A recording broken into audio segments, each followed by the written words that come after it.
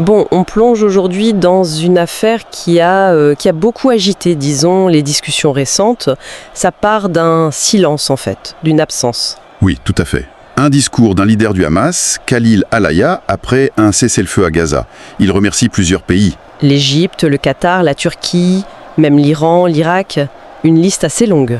Exactement. Et dans cette liste, pas l'Algérie. Ce qui est pour le moins surprenant, vu le soutien historique, quasi viscéral, de l'Algérie à la cause palestinienne. C'est ça. Un soutien qui fait presque partie de l'ADN politique algérien post-indépendance. Donc cette omission, qu'elle soit volontaire ou pas, forcément ça a touché une corde sensible. Très sensible même. Et c'est ça qui nous intéresse aujourd'hui. Pas tant le couac diplomatique, si on peut dire, mais plutôt la réaction en chaîne que ça a déclenché. Une réaction quasi immédiate. Et pas seulement dans les cercles politiques. Non, justement. Elle est venue d'un endroit assez inattendu pour une réponse diplomatique, un stade de football. Voilà. Donc on va regarder ça, l'omission, la réponse populaire et politique algérienne, et ce que ça révèle de ce lien presque fusionnel, on pourrait dire, entre l'Algérie et la Palestine. Un lien qui va bien au-delà des déclarations officielles. Comment un match de foot devient en quelque sorte une scène de démonstration géopolitique. Une démonstration, oui, et qui montre bien comment aujourd'hui la perception publique, le symbole, la fierté nationale, tout ça peut un peu bousculer les discours diplomatiques plus feutrés. Alors, commençons par le début, cette fameuse omission d'Alger par Al-Hayya. C'est quand même un sacré paradoxe, non? L'Algérie, soutien de la première heure, qui n'est pas cité au moment des remerciements post-trêve. C'est vrai. Comment on lit ça? Est-ce que c'est juste un oubli? Ou est-ce que ça suggère, même subtilement, que le poids d'Alger, dans ce dossier précis, à ce moment-là, n'était peut-être pas central, voire, soyons un peu provocatrices, une forme de déclassement discret? C'est une interprétation qui a tout de suite circulé, c'est clair. Et ça a mis le feu aux poudres sur les réseaux sociaux algériens d'ailleurs. Ah oui. Oui, l'idée d'une manœuvre, d'une tentative de minimiser le rôle d'Alger, de semer le doute.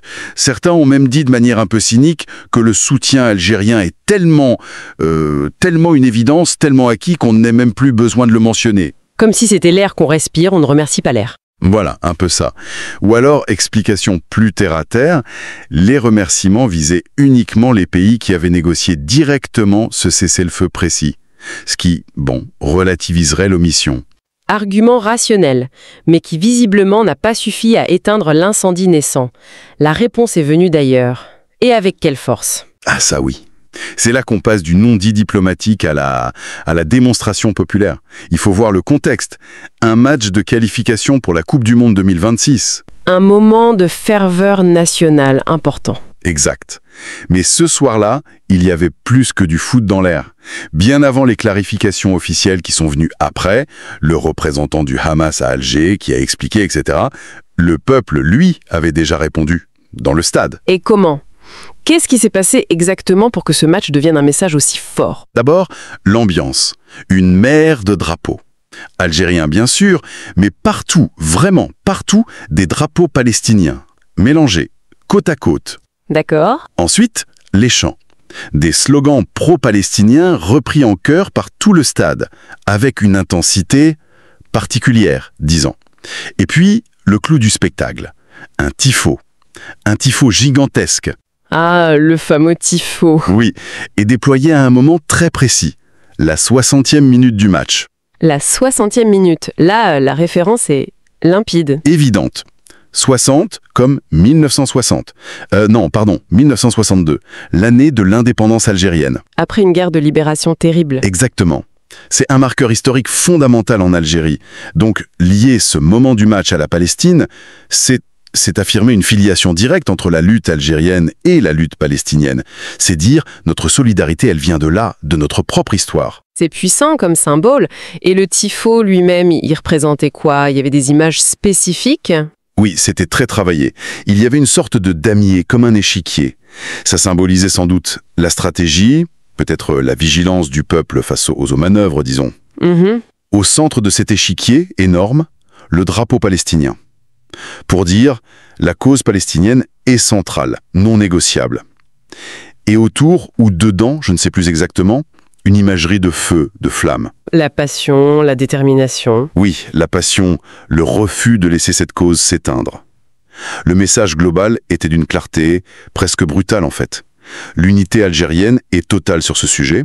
Notre engagement est là, solide, et on rejette toute tentative de division. Donc, on est vraiment loin du simple encouragement sportif.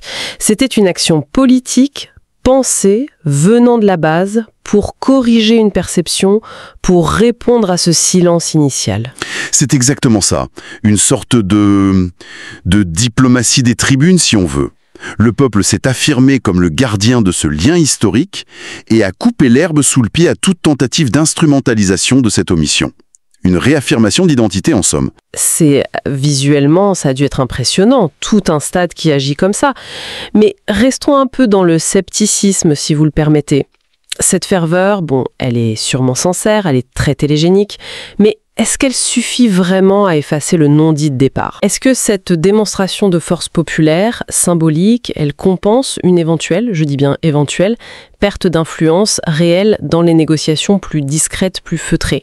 La petite tempête sur les réseaux sociaux au début, elle montre bien qu'il y a eu une faille perçue, non? Une certaine fébrilité? C'est une vraie question. L'émotion collective, même aussi forte, ne remplace pas l'action diplomatique de fond, les leviers concrets. C'est sûr. Mais elle peut la renforcer, la légitimer. Et surtout, elle envoie un message très puissant, vers l'intérieur du pays et vers l'extérieur. D'accord. Et puis, ce soir-là, il n'y avait pas que le tifo et les drapeaux palestiniens. D'autres éléments sont venus s'ajouter à ce tableau d'unité. Comme quoi, par exemple? Eh bien, dans les mêmes tribunes, on voyait aussi des portraits du président algérien Abdelmadjid Tebboune. Ah oui. Oui. Et des chants à son nom qui se mêlaient au slogan pour la Palestine. Beaucoup d'analystes ont lu ça comme un message très clair. Peuple et dirigeants sont sur la même ligne sur cette question essentielle. C'est une façon de dire « Notre soutien à la Palestine s'aligne sur la politique de notre État. Et on soutient cette politique. » L'unité affichée, elle n'était pas juste horizontale entre supporters, mais aussi verticale, entre le peuple et l'État. Une sorte de validation populaire de la ligne diplomatique exprimée dans un stade de foot. Fascinant. Et les joueurs, eux, dans tout ça, ils ont joué un rôle? Ils ont participé, oui. On cite souvent Mohamed Amoura, un joueur emblématique de cette nouvelle génération. Il n'hésite pas à afficher son soutien. Comment? Par exemple, en célébrant ses buts, avec des messages pour les droits palestiniens, ça a été très relayé. L'idée derrière, c'est un peu que la victoire sportive, la joie du jeu, eh bien ça n'a pas tout son sens si ce n'est pas lié à cet engagement jugé fondamental. Le sport devient un vecteur. Un vecteur politique et humanitaire en plus d'être sportif. Tout à fait. Et cette espèce de fusion entre l'ambiance du match, l'affirmation politique et l'identité nationale, ça ne s'est pas arrêté au stade. Ah non? Non. Les célébrations après la qualification, partout dans le pays. Tizi Ouzou, Alger, Oran, Constantine, Tlemcen, partout on a vu la même chose. La joie sportive mêlée à la réaffirmation du lien avec la Palestine. Les drapeaux palestiniens étaient brandis à côté des drapeaux algériens dans les rues. C'était donc une manifestation de cohésion nationale très large autour de ce symbole. Oui, ça montre à quel point ce lien irrigue la société algérienne, bien au-delà des cercles purement politiques ou militants. Non, un peu au canot plus officiel, parce qu'il y a eu des efforts pour calmer le jeu, pour rectifier le tir diplomatiquement, non? Oui, bien sûr. Il y a eu plusieurs gestes pour apaiser et réaffirmer les choses. D'abord, la clarification dont on a parlé, le représentant du Hamas à Alger qui a précisé que les remerciements d'Ali Yahya ne concernaient que les médiateurs directs de ce cessez-le-feu-là. Une manière de dire, circuler, il n'y a rien à voir, en gros. En quelque sorte, oui. Et de rappeler le caractère constant, profond et historique du soutien algérien. Bon, mais il y a eu autre chose, peut-être plus important encore. Quoi donc? Une lettre. Une lettre du président de l'autorité palestinienne, Mahmoud Abbas, au président Tebboune. Ah, d'Abbas lui-même. Et qu'est-ce qu'elle disait, cette lettre? Eh bien, Abbas, il saluait très explicitement les positions courageuses de l'Algérie, son rôle à l'ONU et aussi son implication dans la réconciliation interpalestinienne, notamment via la conférence d'Alger de 2022. D'accord, donc venant du sommet de l'autorité palestinienne, c'est une façon de dire l'Algérie est un partenaire clé, stratégique, ne vous y trompez pas. Exactement. Ça balayait l'idée d'un froid ou d'une mise à l'écart. Et puis, il faut le rappeler, ce soutien algérien, ce n'est pas juste des mots. Il y a une vraie constance dans l'action diplomatique. Oui, historiquement, Alger a toujours été très active sur ce dossier, à l'ONU par exemple. Toujours. Dénonçant ce qu'elle appelle les crimes de l'occupation israélienne, défendant le droit à la résistance palestinienne en s'appuyant sur le droit international, coordonnant les positions arabes et africaines. Elle a aussi poussé pour les couloirs humanitaires à Gaza. Ce n'est pas un soutien de façade, c'est ancré dans une pratique diplomatique réelle et continue. Donc, récapitulons. On a les clarifications du Hamas, la lettre d'Abbas, le rappel de l'engagement diplomatique historique. Le message officiel est clair, tout va bien, le lien Algérie-Palestine est solide comme un roc. C'est ça. Et pourtant, cette réaction initiale, cette mobilisation populaire si rapide, si épidermique presque, cette nécessité ressentie de réaffirmer si fort quelque chose de supposé indéfectible, est-ce que ça ne trahit pas quand même une petite pointe d'anxiété ? Une certaine fébrilité. On dit souvent que l'Algérie agit par devoir, par principe, sans chercher de reconnaissance. Mais là, l'absence de reconnaissance, même très ponctuelle, elle a clairement touché un nerf. Il n'y a pas une tension intéressante là entre ce principe affiché de soutien désintéressé et une fierté nationale bien légitime, mais peut-être plus sensible qu'on ne l'imagine. C'est vraiment le cœur du sujet, je crois. Et ça touche à l'identité même de l'Algérie post-coloniale. Personnellement, je ne pense pas que la réaction soit juste une demande de merci ou de la simple susceptibilité. C'est plus profond. C'est un rejet viscéral, oui, presque instinctif, de toute tentative, qu'elle soit réelle ou juste perçue, de remettre en cause ce lien fondamental, ou pire, de l'utiliser pour semer la division. Donc ce n'est pas tant la fierté blessée que la défense d'un pilier identitaire. Exactement. C'est la défense acharnée d'un des fondements sur lesquels l'Algérie moderne s'est construite.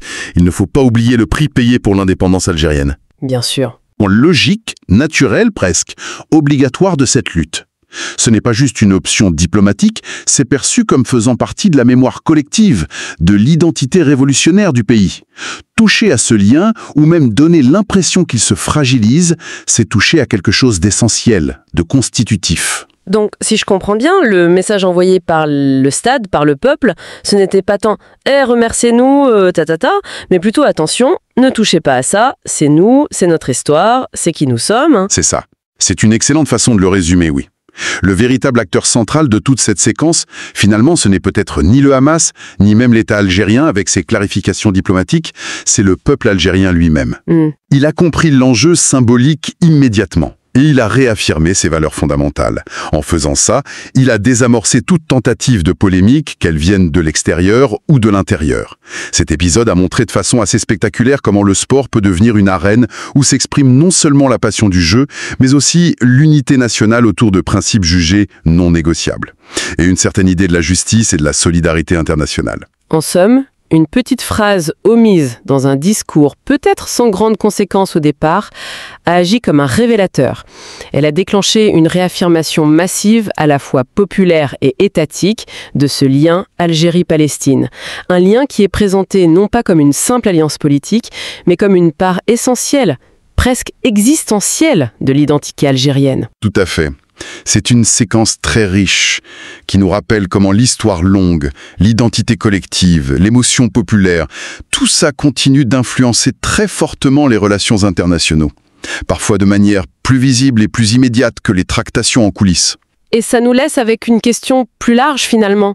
Comment est-ce que les nations, dont l'identité s'est construite autour de ces grandes luttes fondatrices, comment font-elles pour maintenir vivants ces engagements fondamentaux dans un monde qui change si vite, qui est hyper connecté, soumis à toutes sortes d'influences et de reconfigurations géopolitiques constantes. Oui, quelle est la vraie mesure de la solidarité internationale aujourd'hui?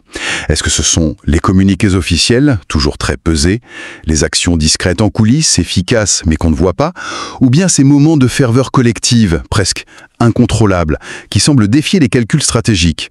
Cette émotion populaire si forte symboliquement, est-ce qu'elle peut encore être vue comme un moteur réel et influent en politique étrangère? Ou est-ce juste une sorte de survivance romantique dans un jeu international aux règles de plus en plus froides? La question reste ouverte. Elle reste ouverte, et cet épisode algérien en est une illustration particulièrement frappante.